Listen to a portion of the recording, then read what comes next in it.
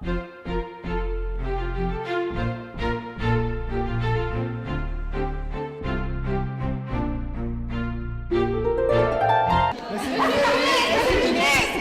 type de public cherchez-vous à atteindre avec votre projet? Surtout des gens qui n'ont pas besoin d'ordre professionnel, mais qui veulent travailler au Québec et s'intégrer comme tout autre travailleur immigrant.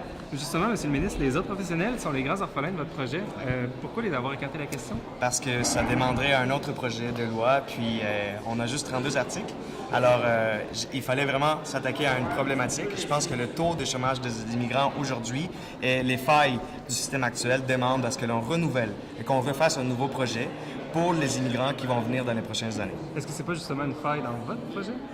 Pas nécessairement. Je pense que les autres professionnels ont déjà bâti des politiques assez fortes au Québec que je ne peux pas toucher présentement à cause des contraintes au niveau de la sécurité publique.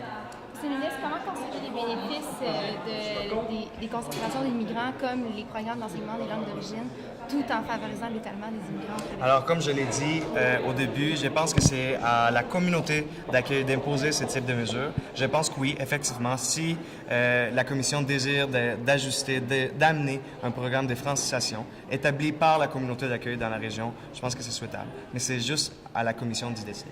Monsieur le ministre, à notre grand étonnement, vous êtes habillé tout en noir aujourd'hui. Est-ce que c'est parce que le débat sur votre principe est un jour sombre pour le Québec? Bonne question. Non, normalement, on dit que je m'habille de façon flyée.